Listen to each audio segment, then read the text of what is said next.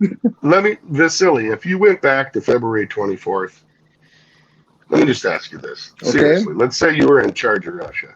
Would you invade again? Okay. If you could second guess it, would you do it?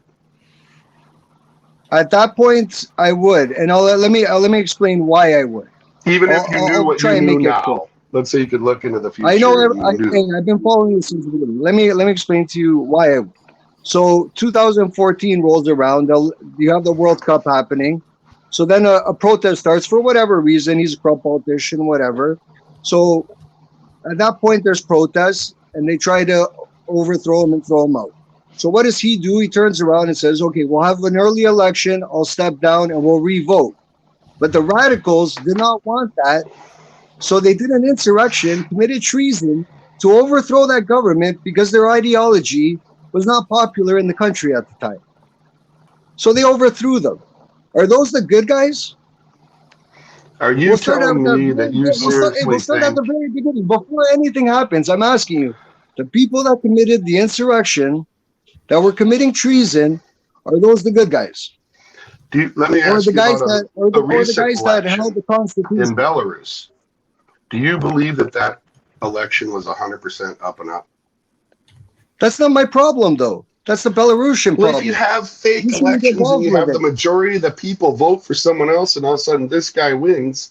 Can you bet your life on that? I just gave you. We had our own capital attack, and it was only 50-50. I just gave you a full list of things the news lied to you about. Then you're turning around saying, but the news told me that this guy lost the election, which they're not even in the country. They don't even have news in that country. How do they know?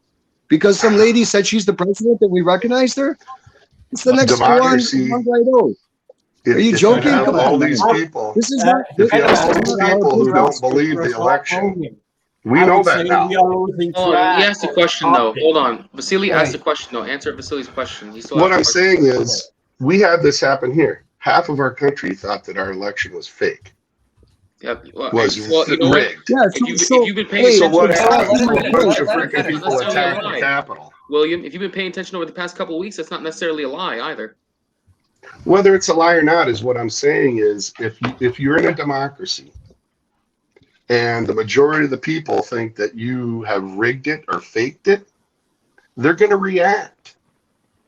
And what happened there is the majority of Ukrainians did not want that guy in power because they knew that's not true. That's not true. That's not true, because why do you think these people started to separate and obviously not the whole country? It was pretty split down the middle. Back to 24th of February when Putin thought he would walk in and people would be throwing roses down on the feet of the Russians. Who told you that? The media? Who told you that? The media? 90% of the people in Kharkiv speak Russian, correct? 90% of the people in Kharkiv speak Russian, correct? Yes. It's 20 miles from the Russian border, right? Okay. Or how many kilometers? They absolutely fought tooth and nail to hold on to their city. Who was fighting there? The people in Kharkiv. Those divisions. William, those divisions are made up of Russian-speaking that's right, because the grandmas threw the pickle jars out the windows and they saved the city. Yes, the grandmas threw the potatoes. Last I checked, Azov was in that city. Tornado was born in that city, and then you have this army that was created from militias since 2014 that was running around the eastern parts of Ukraine, butchering, torturing on video. Did you see those videos? I could send them to you. They're all over the place. This didn't happen. This happened. Did they not massacre like 50 people in a building? Well, who's doing the massacring now? Who's launching missiles at civilian targets? Today we have a war. Both sides die. So my just announced today that it's a war, by the way. Did you notice that? There's a long history. Finally, the speech said we're at war.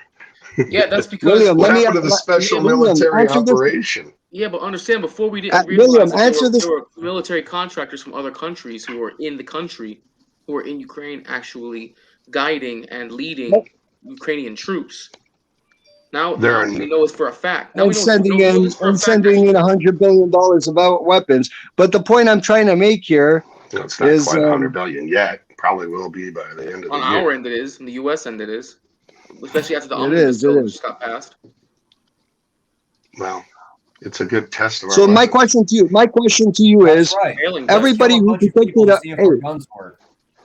Really? everybody who predicted an early end to the war predicted it because they believed that Russia would come in doctrinally.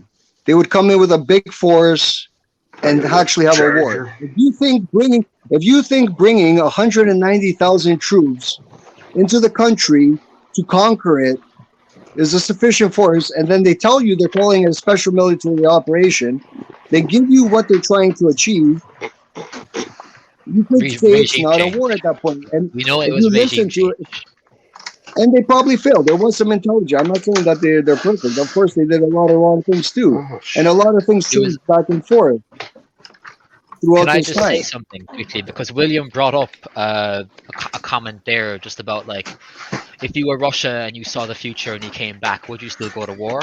I would answer yes, but with 1 million men, or a much larger force at least. Well, Right? Russia already had 900K they could have drawn upon. But they would have risked taking away occupying troops throughout the borders of their country.